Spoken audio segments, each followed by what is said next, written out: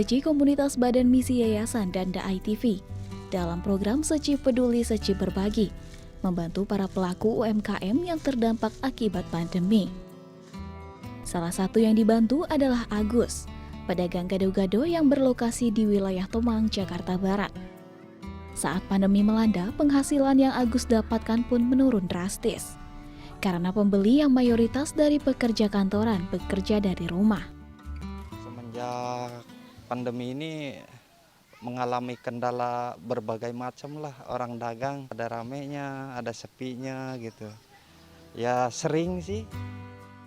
Agus yang sudah 20 tahun menggeluti usaha gado-gado ini mengaku, paling sepi dagangannya terjual hanya 10 hingga 20 porsi per hari. Mengakibatkan ia merugi, karena bahan makanan gado-gado berupa sayuran rebus, cepat basi dan harus dibuang.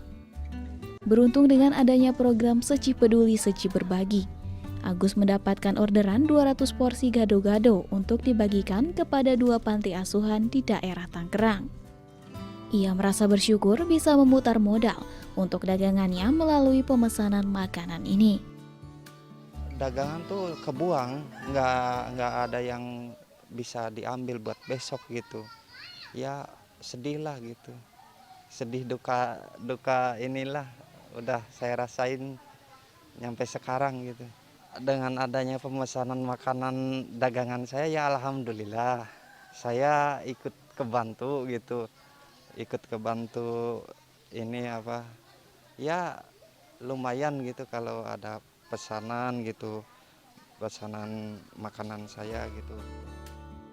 Sebelumnya melalui program Semangat Berbagi, DAI TV mewujudkan keinginan Agus untuk mendapatkan bantuan kaki palsu baru.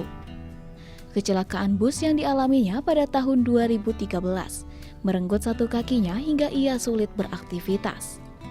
Dengan bantuan yang diberikan, ia merasa bersyukur dan bersemangat untuk berjuang melanjutkan kehidupan. Saya dapat bantuan berupa kaki palsu, soalnya saya kan cacat, kakinya diamputasi, jadi harus pakai kaki palsu. Alhamdulillah DAI TV telah membantu saya dengan adanya kaki palsu. Sekarang yang dipakai saya, sampai sekarang saya bisa usaha terus, maju terus, semangat. Relawan pun mengunjungi Panti Asuhan Al Mubarok Tangerang. Selain berbagi makanan berupa 100 porsi nasi kotak, relawan juga berbagi alat tulis, sembako, dan masker bagi para penghuni panti dan para staf. Terima kasih atas bantuannya, terima kasih juga atas motivasi barangkali kepada anak-anak kita agar mereka menjadi orang-orang sukses juga seperti yang lainnya. Agar anak-anak yang terlantar, yatim, dan mereka yang kesulitan dalam hidup, pendidikan, bisa terbantu juga. Selanjutnya untuk lokasi kedua, relawan mengunjungi Panti Asuhan Nurul Jadi Tangerang.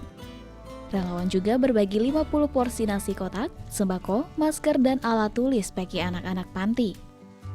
Alhamdulillah kami sangat berterima kasih atas kunjungannya, atas kontribusinya teman-teman dari DAI TV dan dari Yayasan Bunda Suci. Mudah-mudahan itu sangat bermanfaat buat teman-teman yang ada di Yayasan Nurul Jadid, wabil khusus yatim piatu yang kami bina di yayasan ini. Arai, salah satu penghuni panti berusia 14 tahun ini, merasa bersyukur dengan adanya kunjungan ini, karena bisa membantu dan mendukung ia dan teman-temannya dalam belajar di panti. Ucapan yang saya ingin capai kepada kakak-kakaknya, terima kasih atas telah pemberian sembako ini kepada Yayasan Nurul Jadid, karena bisa membantu sesama anak yatim piatu, kalau enggak duafa. Kerjasama antara Seci dan kedua panti tersebut yang terjalin sudah cukup lama, membuat relawan ingin menjaga silaturahmi dengan sedikit berbagi. Donasi ini pun dikumpulkan dari staf DAI TV beberapa waktu lalu. Lewat aksi nyata dalam bersumbangsi ini akan menjadi berkah bagi sesama. Kemarin ada galang dana juga dari staf DAI. Nah, uang yang tergalang kita belanjakan untuk sembako yang disumbangkan ke panti-panti yang kita kunjungi hari ini. Kita berbagi cuma sedikit, berharap anak-anak juga bisa seneng gitu ya. Kita kunjungin, kita berbagi buku, berbagi nasi, walaupun nggak banyak.